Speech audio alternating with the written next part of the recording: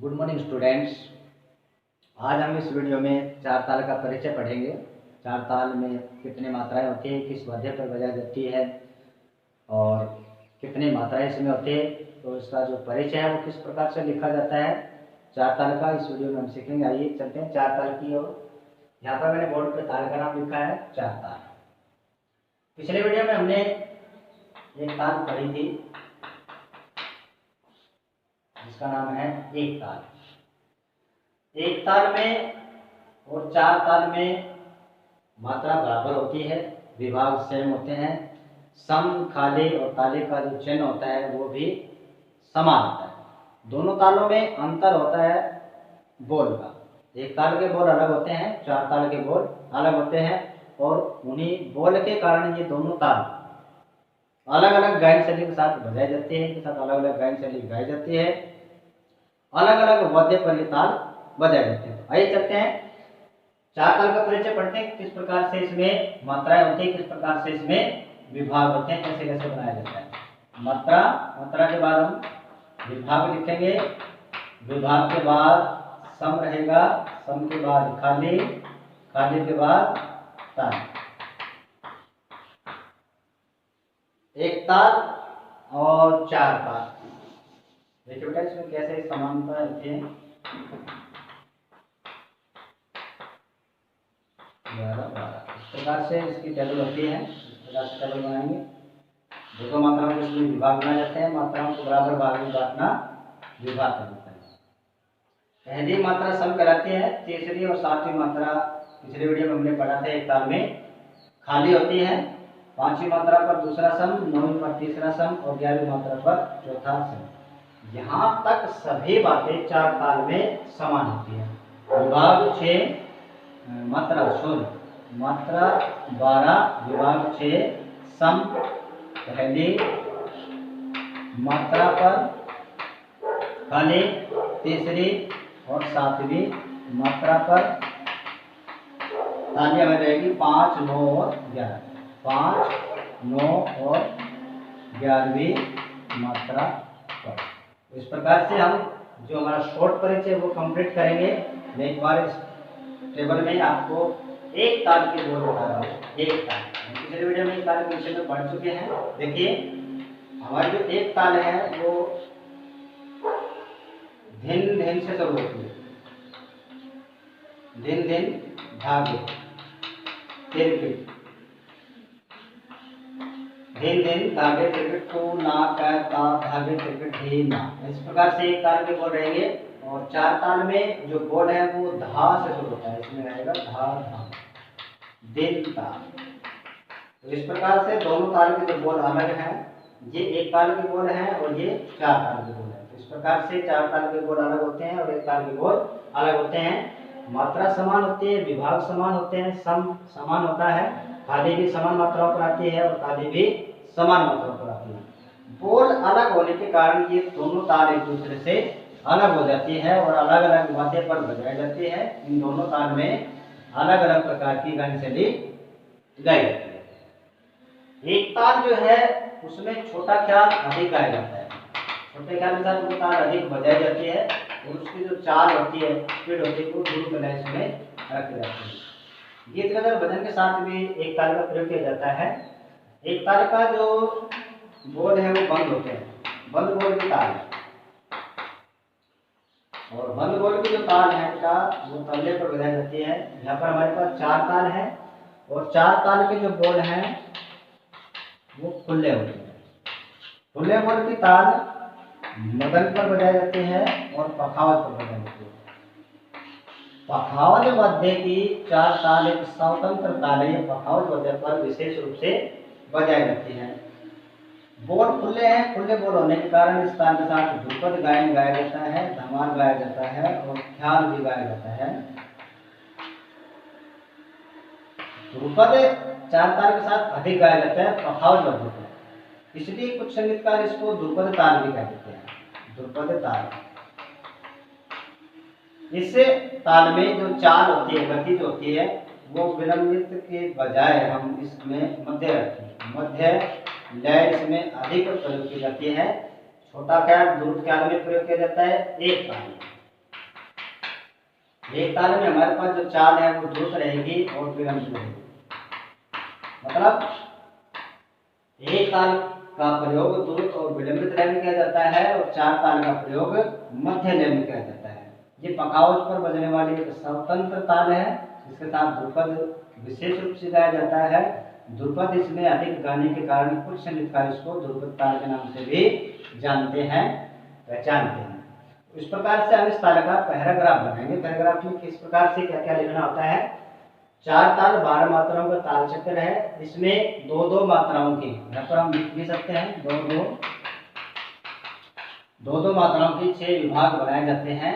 चार ताल की पहली मात्रा सम कहलाती है, तीसरी और सातवीं मात्रा पर ताली रहेगी, खाली रहेगी, और पांचवी, नौवीं और 11वीं मात्रा पर दूसरी, तीसरी और चौथी ताली आती है। इस प्रकार से हम इसका पैराग्राफ बनाएंगे कि चार ताल में 12 मात्रा, विभाग 6, सम पहली मात्रा पर, खाली तीसरी और सातवीं मात्रा पर, ताली पांचवी, नौवीं और 11वीं मात्रा पर होती है। चार ताल के समान मात्राओं की दूसरी ताल एक ताल है। एक ताल में बोल अलग होते हैं और चार ताल में बोल अलग होते हैं। मात्रा चिन्ह समान होते हैं।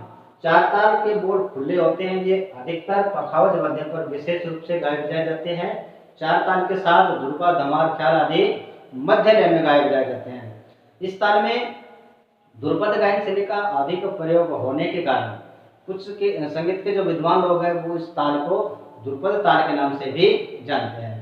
चार ताल के बोल खुले होते हैं, ये मध्यम और पखावज पर वाद्य पर बजाए जाते हैं। तो इस प्रकार से हम इस ताल का एक पैराग्राफ तैयार करेंगे, बनाएंगे और उसके बाद हम इसके बोल लिखेंगे। आइए चलते हैं, इसकी टेबल बना के देखते हैं कि किस प्रकार से इसकी टेबल होती है, कैसे बनाई जाती है।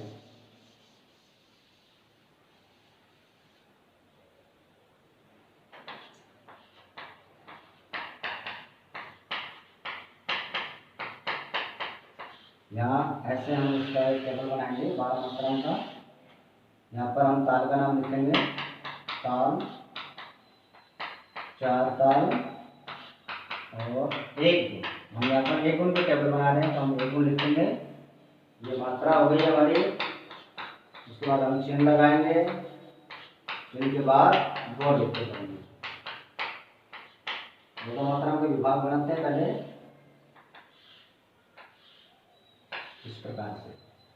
तीसरी और सातवीं मात्रा इसमें खाली रहेगी और खाली के लिए हम जीरो का, शून्य का चिन्ह प्रयोग करते हैं।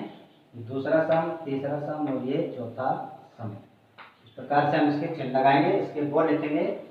चार ताल के जो बोल है बेटा वो धा से शुरू होते हैं और एक ताल के बोल धिन से शुरू होते हैं। तो ये हमारी ताल की पहचान भी हो गई। धा से चार ताल शुरू होगी और धिन से एक ताल शुरू होगी। धा दिन ता। पहली जो हमारी खाली है वो दूसरे विभाग में आ रही है, दूसरी जो खाली है वो हमारे चौथे विभाग में है। 2 बार इस ताल में खाली आती है और यहाँ पर हमने जो बोल प्रयोग किया है, जो इस ताल में बोल होते हैं दिन ता, ये दोनों बोल अगले खाली वाले विभाग में भी सेम रहेंगे। तो यहाँ पर हम इसको पहले ले लेते हैं दिन ता। अब दिन ता के बीच में जो खाली विभाग बच गया, तीसरा जो विभाग है, इसमें आएगा किट धा। किट धा, तो धा दिनता, किट धा दिनता। तो हम ऐसे भी लिख सकते हैं इस ताल को, धा किट धा। पहले हम किट धा लिखें और काली के दोनों विभाग छोड़ देते हैं, नहीं लिखना एक बार थोड़ी देर के लिए। धा किट धा लिख दिया। किट धा से पहले और किट धा के आगे हम सेम बोल लिखेंगे और वो बोल है दिनता दिनता। इस प्रकार से हमारे पास ताल के 4 विभाग बन जाएंगे और आगे जो 2 विभाग बच गए उन दोनों विभाग में डबल बोल आएंगे और वो तिट से शुरू होते हैं। तिट, तत, गदी, गण। इस प्रकार से हम 4 ताल की एक गुण की टेबल बनाएंगे। धा दिन ता किट धा दिन ता किट कत गदी गण। ये 4 ताल के बोल हैं, खुले बोल होते हैं और ये मटक पखावज वाद्य पर बजाए जाते हैं। इस प्रकार से हम इसके गुण की टेबल बनाएंगे और इसी के आधार पर हम इसकी दोगुन की टेबल बनाएंगे। दोगुन की टेबल के लिए सेम ऐसे एक टेबल बनानी है, आपको स्ट्रक्चर इसका बनाना है। 12 मात्रा लिखनी है, 2 मात्राओं के विभाग चिन्ह प्रॉपर्ली जैसे मात्रा पर लगाए गए वैसे लगाने हैं। चिन्ह लगाते समय थोड़ा सा आपको ध्यान रखना है कि विभाग की जो प्रथम मात्रा होती है, पहले जो मात्रा होती है उसे मात्रा के नीचे चिन्ह लगाया जाता है। ये नहीं है कि विभाग में जितनी मात्रा है आप वो चिन्ह कहीं पर भी लगा दें। जैसे कि ये पहला विभाग है, यहाँ पर पहली जो मात्रा है वहां पर चिन्ह लग रहा है। ये दूसरा विभाग है, इसमें जो पहली मात्रा है वो तीसरी है, यहाँ पर चिन्ह लग रहा है।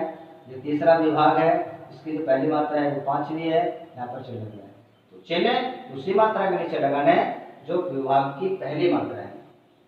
तो इस प्रकार से आप ये एक गुण की टेबल बनाएंगे सभी, और इसी के आधार पर दुगुन बनाएंगे। दुगुन की टेबल बनानी है तो उसमें बोर्ड किस प्रकार से लिखने में यहाँ पर आपको थोड़ा सा बता रहा हूँ। देखो 1 2 एक विभाग हो गया हमारा, 3 4 ये दूसरा विभाग हो गया।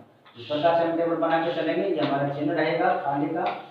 पहले जो मात्रा है वहां पर डबल बोल लिखने, धा धा, दो बोल लिखने, धा धा, दोनों बोल अलग अलग रखेंगे ऊपर से, और इन दोनों को जोड़ने के लिए नीचे आर्क चंद्रा का चिन्ह लगाएंगे इस प्रकार से। फिर अगले दोनों बोल लेंगे दिन ता, इनको जोड़ने के लिए वही चिन्ह लगाएंगे, और फिर किट धा किट।